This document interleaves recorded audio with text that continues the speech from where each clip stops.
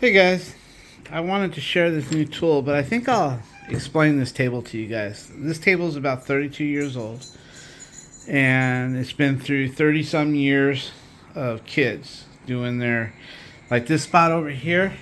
That is this one when she was, how old were you when you did that? I told her, I said, put something under when you're doing your nails. It was like 16, 17 years ago. She was maybe 15. And she spilled her nail polish over, and this is what it did to it. And then after that happened, I figured, okay, well, I told Alicia, I said, this table's going to be here until these kids grow up. Then we had the grandkids coming in. So we just kept it, and then they started drawing on it with a scriber. Alicia bought a scriber to label some stuff, and then the kids got a hold of it and started doing all this. So I decided I'm going to keep it until the grandkids are older, because like we had Easter on it yesterday. And then when it's got a lot of history, as you can, when it's done and over with, I'll cut the legs off and I'll put it in the attic and hang it on the wall in there. But I just wanted to explain this table, why it's in this condition. Anyway, let me show you what I got. I got a new tool. It's by Husky. The other day I did a bathtub. You guys probably saw it. And my tool, I have two tools that failed. So I saw this Husky and I said, I gotta try this one. And I really like it. So for instance, mine is, if it has this cross, it won't sink in good enough. It'll sink in, but not good enough. So usually what happens is we use our first tool first that goes in there with the wrench, and then when this breaks apart, then we put my other tool in like this. But I saw this guy, and there's a bunch of things I like about it. And you don't have to worry about bottoming out, because if you notice the shoe here, it goes really deep.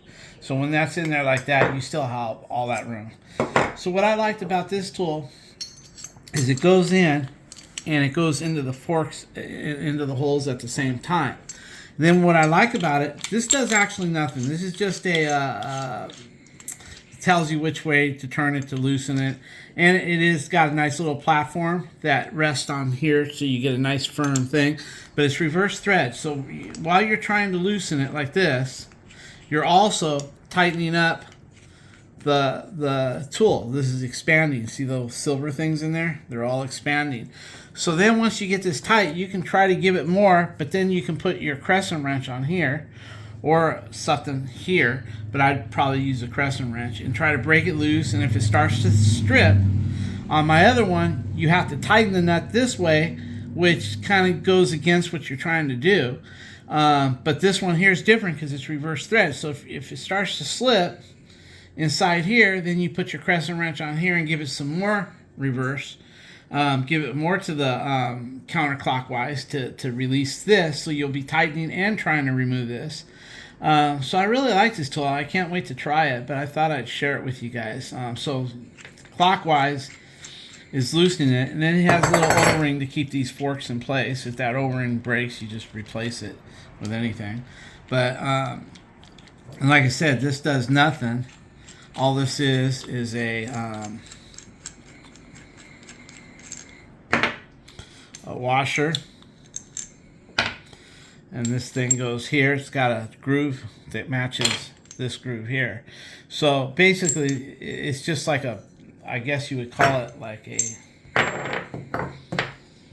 fits right in there like that. It's got like a shoe. See, it's beveled, and it goes in there and keeps that thing centered. So anyway, I just thought I would share this with you guys. Let me just put this shit back together. This is just plastic. It does really nothing. And of course this goes in there like that, and this is reverse thread like that. And I'm gonna throw it. I got mini one, I got me one. I'm gonna retire those other two, but I had this in the truck, so I figured, well, I'll take it out, see how it fits. And I really love the way it fits in there like this. So it'll work two ways. It'll work with the cross and the expansion, and then if the cross breaks, you still have the expansion. On Monday, tomorrow, we have a shower valve. We've got a Moen shower valve. It's a stand-up shower. We're going to go on the other side of the wall because it's got a pretty tight hole, and the owner don't want me messing with the tile. He wants it from the back.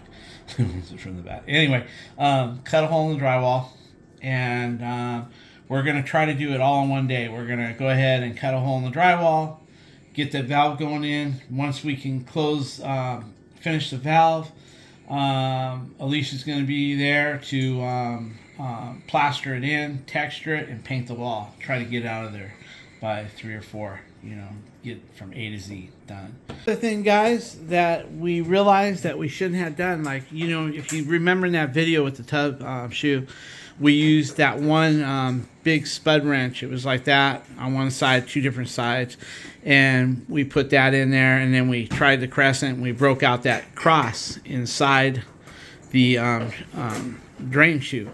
And I think what we should have done was skip that and use something like this that has the tool for the cross and the expansion, and we wouldn't have broke. Because if you notice in the video, we've just put our regular, $12 wrench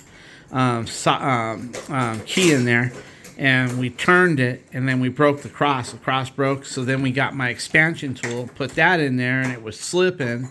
I think if we would have just went straight in with this by itself, we would have had two things working at once. We would have had the cross and the expansion all at once, and that probably would have got the job done. I can't wait to try this on another job. Guys, this is the first thing we went into. We went into this, and then we broke out the cross. This broke the cross because it was just so tight. So I'm figuring from now on what we're going to do is skip this and go straight in with that. That way we got the cross and the expansion part of it working all at once, and probably be a lot more successful. Anyway, I just thought I'd share this new tool with you. It's made by Husky, Home Depot. Got the grandkids coming over. We got them a few eggs coming this way, and then when they get to the backyard, it's full of eggs. Got their baskets ready to go, and of course she made it easy. One of them is really young, so we made it easy.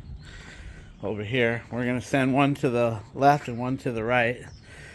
The eggs are really easy to find. And then for the older one, we're going to send them. You can see the eggs over there. For the older one, we're going to send them this way. And then Alicia put 2 baskets somewhere. I don't even know where they are. I gotta fix that. Oh, there's one basket down there. And yeah, there's one basket down there. This would be one basket for each, so maybe we should put it over here. Oh, there's the other one right there. Alright guys, but happy Easter.